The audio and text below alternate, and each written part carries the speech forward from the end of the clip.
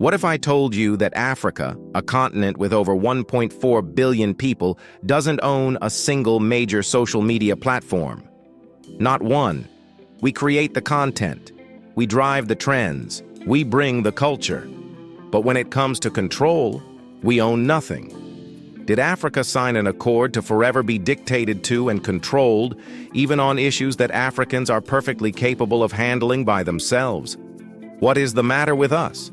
For generations, we have vehemently refused to control our destiny, even when God, our Creator, has provided all we need to make it happen. Every single post, every voice, every movement that starts on this continent is filtered, monitored, and monetized by platforms owned somewhere else. So the question we have to ask ourselves is, why hasn't Africa built its own? Let's be brutally honest. Africa is the world's largest generator of digital culture. From Afrobeats and Amapiano to the memes and viral dances that take over the globe, it starts here. Yet all the profits flow out. TikTok, Meta, X, YouTube, they're all foreign-owned. They all collect massive revenue from African data, from our views, and from our ad engagement. Every like, every comment, every single view is digital gold. But that gold doesn't stay here. It's extracted, just like our minerals, our oil, our cocoa, and our lithium have been for centuries. Think about it. These platforms decide what Africans see, what we don't see, and even how we think about ourselves. When Africa rises up, they can shadow ban it. When Africa dances, they promote it. When Africa questions power, they can silence it. This isn't just about entertainment, it's about power. You see, control of information is control of destiny. If Africa doesn't control its own digital voice, someone else will always define our image, our narrative, and our truth. When the Congo bleeds for cobalt, who gets to tell that story? When nations in the Sahel rise for their independence, who shapes that headline? When young Africans demand better governance from their leaders, whose algorithms decide if the world even hears them? Let's face it, digital colonization is real. It's not soldiers with guns anymore. It's servers, algorithms, and invisible hands deciding what trends and what gets buried. We are living in a new era of control, and the battlefield is digital. The weapons are lines of code and data centers, and the stakes are our collective future. We've moved from physical chains to digital ones, and many of us don't even realize we're wearing them. We're losing so much more than just money. We're losing our data, our potential for innovation, and our digital independence.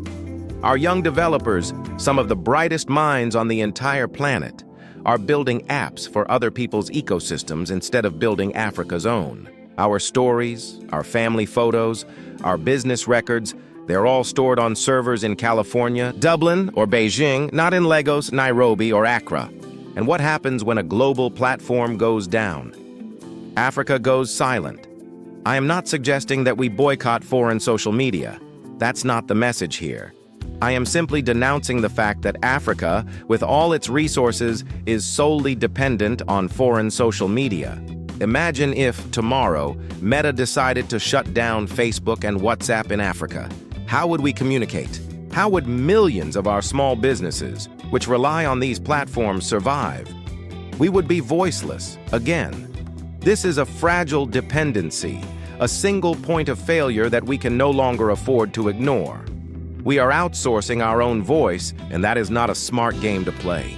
So what would it actually take for Africa to build its own social media platform? First, it takes vision. We must understand that digital control isn't a luxury. It's a matter of survival in the 21st century. We have to see technology not just as a tool for consumption, but as a foundation for our sovereignty. Second, it takes investment. Our governments, our private investors, and our African billionaires must stop funding consumption and start funding creation. We should not only build shopping malls, but we should also invest in building server farms. We are importing luxury cars left and right, front and center anyway. Why don't we also start investing in local tech startups? The capital is here on the continent. We simply need to redirect some of that capital towards building our future, not just enjoying the present. Third, it takes unity. Africa's market is fragmented by borders and by egos. We need true Pan-African cooperation. We need a shared digital vision that unites 54 nations under one tech umbrella. If we can build continental trade agreements like the AFCFTA, we can absolutely build continental tech infrastructure. If we can learn to mine our own gold, we can learn to mine our own data, responsibly and for our own benefit. Just imagine it for a moment, a truly African social platform, built by Africans, owned by Africans, and serving Africans. A platform that respects our diverse cultures, promotes our stories authentically, and protects our data as a sacred asset.